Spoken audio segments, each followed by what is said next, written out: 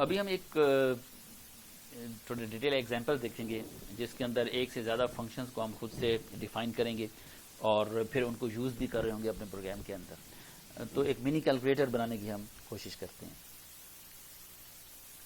For example हम इस programme के अंदर कुछ नंबर्स को ऐड करना चाहेंगे, सब्ट्रैक्ट करना चाहेंगे, मल्टीप्लाई और डिवाइड, जो बेसिक 4 ऑपरेशंस अरिथमेटिक ऑपरेशंस, इनको हम करते हैं। फिर देखेंगे इसके अंदर छोटी छोटी जो डिटेल्स आ सकती हैं वो हम कैसे यूज़ करेंगे। तो मैं एक फंक्शन बनाता हूँ इंट सम, और ये मैंने प्रोटोटाइप इसका डिफाइन कर दिया कि मेरे पास एक फंक्शन होगा सम का जो 2 इंटीजर वैल्यूज़ पैरामीटर के अंदर लेगा, उनको सम करेगा और वो जो उसका रिजल्ट होगा वो हमें रिटर्न कर देगा। तो we have a function sum. Similarly we have a function subtract. तो ये मैं फंक्शन सिर्फ अभी इनके प्रोटोटाइप्स को डिफाइन कर रहा हूँ। सब्ट्रैक्ट का फंक्शन है, वो भी पैरामीटर में हमारे पास 2 पैरामीटर्स लेगा, इंटीजर टाइप की वैल्यूज़, और एक रिटर्न करेगा। इसी तरह से हम एक मल्टीप्लाई का फंक्शन बना लेते हैं, और इसी तरह से हम एक फंक्शन बना लेते हैं डिवाइड का।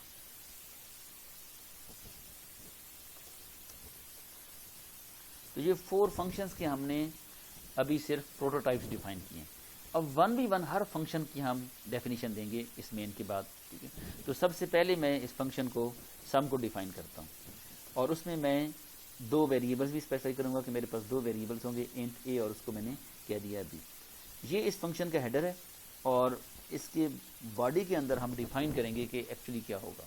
तो चूंकि हमने सम करना है तो a प्लस बी करना होगा। तो जैसे मैंने पहले बताया था कि हम या तो इस रिजल्ट को सेव करें किसी और वेरिएबल के अंदर, for example int c is equal to this, और फिर मैं इसको रिटर्न सी करवा लूँ, या क्या हो सकता है कि हम ये स्टेटमेंट डायरेक्टली यहीं पे रिटर्न के साथ लिख दें। उस सूरत में भी क्या होगा कि ये वैल्यू पहले ऐड होगी और फिर वो जो फाइनल रिजल्ट होगा वो हमें रिटर्न हो जाएगा।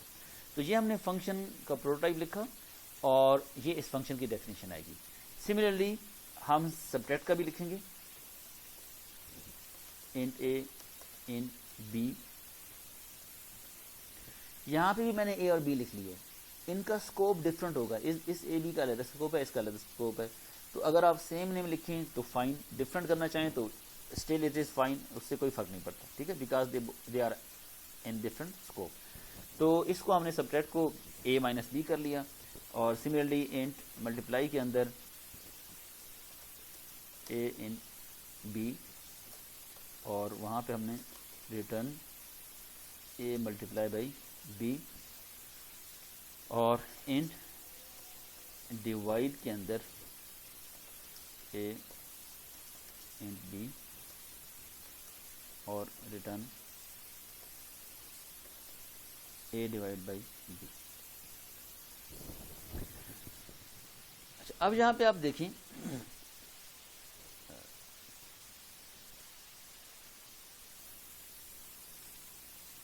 ठीक हो गया।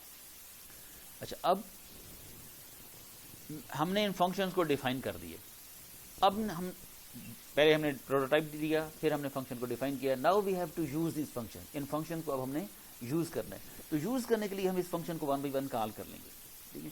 तो मैं इधर 2 वेरिएबल्स ले लेता हूँ, इंट ए और इंट बी, और उसी तरीके से हम ये वैल्यूज यूजर से भी रीड कर सकते हैं कि वो 2 वैल्यूज को एंटर करे, और फिर हम उसमें ऐड करें या सब्ट्रैक्ट करें। तो यूजर से रीड कर लेते हैं, सी out enter value of a,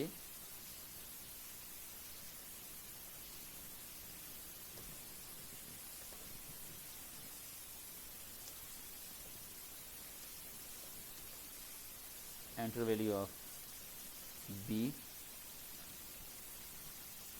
अब ये दोनों वैल्यूज हम यूजर से रीड कर चुके हैं। तो मैं 1 भी मैं अगर ये लिखूं, C out result of sum is equal to, और यहाँ पे मैं कॉल कर लूँ सम फंक्शन, और ये दोनों वैल्यूज जो हैं एज एन आर्गुमेंट में पास कर दूँ ए और बी को। तो ये 2 वैल्यूज पास होंगी, ए और बी, और जो रिजल्ट होगा फाइनल वो हमें रिजल्ट हो जाएगा, मिल जाएगा, ठीक है, और यहाँ पे आके डिस्प्ले हो जाएगा। इसी तरह से अगर मैं स्पेसिफाई कर देता हूँ इसको रिजल्ट ऑफ सब्ट्रैक्ट और यहाँ पे अब हम सब्ट्रैक्ट का फंक्शन कॉल कर लेते हैं, result of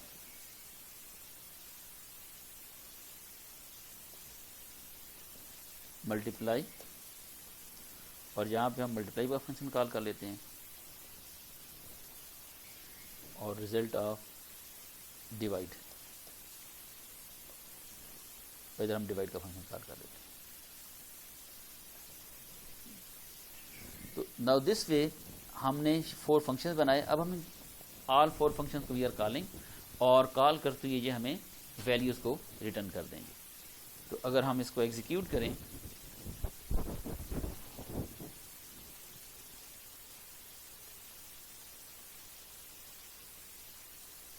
for example value of ए में एंटर करता हूँ 10 और वैल्यू ऑफ बी एंटर करता हूँ 5, तो ये आप देखें रिजल्ट ऑफ सम हमारे पास 15 आ रहा है, रिजल्ट ऑफ सब्ट्रैक्ट हमारे पास 5 है, रिजल्ट ऑफ मल्टीप्लाई हमारे पास 50 आ रहा है, और रिजल्ट ऑफ डिवाइड जो है 10 डिवाइड बाई 5 जो है हमारे पास 2 आ रहा है। तो इस तरीके से हमने अभी एक कह लेंगे बहुत ही बेसिक लेवल का कैलकुलेटर बनाने की कोशिश की है। इसके अंदर अब फर्दर क्या हो सकता है कि फॉर एग्जांपल मैं ये कहता हूँ कि आप यूज़र से ये चारों के चारों रिजल्ट आप एज इट इज डिस्प्ले ना करें, बल्कि आप यूज़र से पूछ लें कि वो कौन सा टास्क परफॉर्म करना चाहता है। वो अगर प्लस परफॉर्म करना चाहता है तो इसको प्लस का ऑपरेशन परफॉर्म हो, अगर वो मल्टीप्लाई करना चाहता है तो मल्टीप्लाई का टास्क परफॉर्म हो, इसी तरह से डिवाइड। तो जो ऑपरेशन यूज़र परफॉर्म करना चाहता है वो ऑपरेशन जहाँ पे अप्लाई हो जाए। तो उसके लिए हम क्या करते हैं, हम यूज़र को ये भी चॉइस देते हैं कि सी आउट एंटर दी ऑपरेशन, बल्कि उसकी बजाय अगर हम कहते हूँ press plus for addition,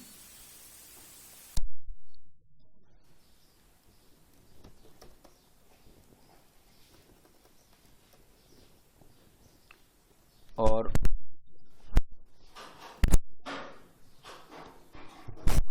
plus minus for subtraction, और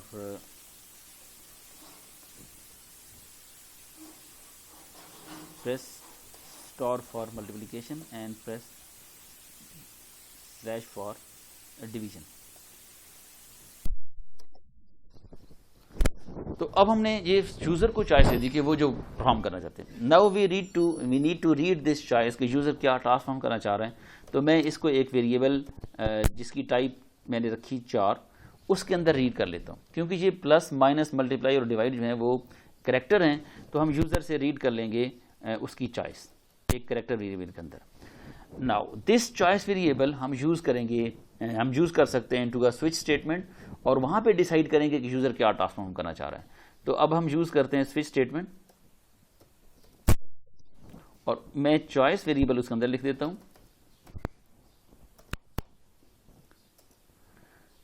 इसके अंदर हम केस बनाएंगे कि केस हमारे पास अगर प्लस है तो हमने ये वाला टास्क परफॉर्म करना है, प्लस वाला, और अगर हमारे पास केस जो है वो माइनस है तो हमने ये टास्क परफॉर्म करना है, सब्ट्रैक्ट वाला, और अगर हमारे पास केस स्टैटिक है तो हम टास्क परफॉर्म करेंगे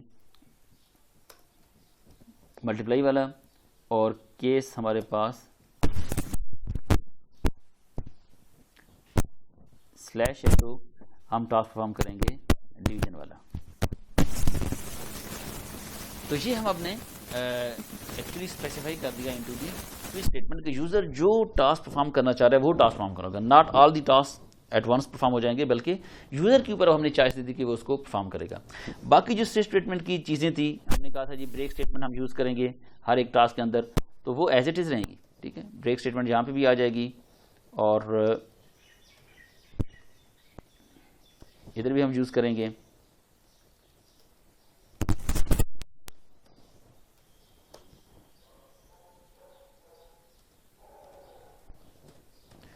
और एंड पे हम एक डिफ़ॉल्ट केस भी बना लेंगे ये बताने के लिए कि वो रॉन्ग चॉइस है, ठीक है। यानी यूज़र ने अगर इन 4 ऑप्शंस में से कोई ऑप्शन परफॉर्म नहीं किया तो इट मीन्स उसने रॉन्ग इंफॉर्मेशन एंटर की है। तो ये हमारे पास अब स्पेसिफाई हो गया in the form off switch statement. अब क्या होगा, अब यूज़र जो टास्क परफॉर्म करेगा, जो चाहेगा वो वाला टास्क परफॉर्म होगा। तो मैं अगर यहाँ पे अब वैल्यू एंटर करता हूँ 10 और 5 एंटर कर दी बी की value, now it is up to the user. अगर मैं एंटर करता हूँ फॉर एग्जांपल मल्टीप्लाई स्टैटिक, तो अब आप देख सकते हैं कि सिर्फ जो रिजल्ट है मल्टीप्लाई वाला वो वाला रिजल्ट अप्लाई हो गया, बाकी रिजल्ट कैलकुलेट नहीं होगा। तो यूज़र के ऊपर चॉइस दी थी कि वो जो टास्क परफॉर्म करना चाहता है। अब ये जो हमारे पास है ये एक तरह से कहलाता है मेन्यू कहलाता है, दिस इज कॉल्ड मेन्यू, ठीक है। कि यूज़र को एक मेन्यू डिस्प्ले हो रहा है कि वो कौन सा टास्क परफॉर्म करना चाह रहा है। ये देखिए कि हमारे पास ये 10 और 5, तो अब ये यूज़र को एक मेन्यू डिस्प्ले हो रहा है कि वो कौन सा टास्क परफॉर्म करना चाह रहा है, ठीक है। तो ये मेन्यू जो हमारे पास होता है, इसको अगर हम चाहें तो एक अलहदा फंक्शंस में डिफाइन कर लें। फॉर एग्जांपल यहाँ से मैं इस सारे को कट करके एक फंक्शन बना रहा हूँ और उसका नाम रख रहा हूँ मेन्यू। लेकिन ये जो फंक्शन मेन्यू हमारे पास है, ये फंक्शन कोई वैल्यू रिटर्न नहीं कर रहा है, it will just display something, it will only display some value. तो मैंने इसको ना तो कोई वैल्यू रिटर्न करवानी है, ना इसके पैरामीटर में कुछ पास करना है, तो मैंने सिर्फ इसको स्पेसिफाई कर दिया। अब ये फंक्शन मैं एंड पे लिख लेता हूँ। उसी तरह से वाइड है, मेन्यू है, पैरामीटर में भी कुछ नहीं ले रहा। ये पैरामीटर के अंदर वाइड आप ना भी लिखें तो इट इज़ डिफ़ॉल्ट में वाइड ही होता है, ठीक है। लिख भी देंगे तो स्टिल दिस इज़ फाइन। तो ये देखें, अब ये मैंने फंक्शन के अंदर वो वैल्यूज़ लिख ली हैं। तो अब मैं जहाँ पे इसको यूज़ कर रहा था उधर जाके मैं सिर्फ मेन्यू का फंक्शन कॉल कर लूँगा, तो it will work exactly the same way जैसे हम कॉल कर रहे थे। तो जैसे एग्जीक्यूशन यहाँ पे आएगी तो मेन्यू फंक्शन कॉल होगा, मेन्यू फंक्शन के अंदर ये वाली वैल्यूज़ डिस्प्ले होंगी और उसके बाद फिर यहाँ पे एग्जीक्यूशन कंट्रोल वापस आएगा और यूज़र से चॉइस रीड कर लेगा। तो इसकी एग्जीक्यूशन एग्जैक्टली उसी तरीके से होगी जैसे पहले हुई है, लेकिन सिर्फ फ़र्क क्या होगा कि अब हमने उस मेन्यू को डिस्प्ले कर दिया है इनटू का फंक्शन कॉल्ड मेन्यू, ठीक है। और अगर मैं इसको डिवाइड कर माइनस करता हूँ तो ये देखिए आप 15 हमारे पास रिजल्ट आ रहा है।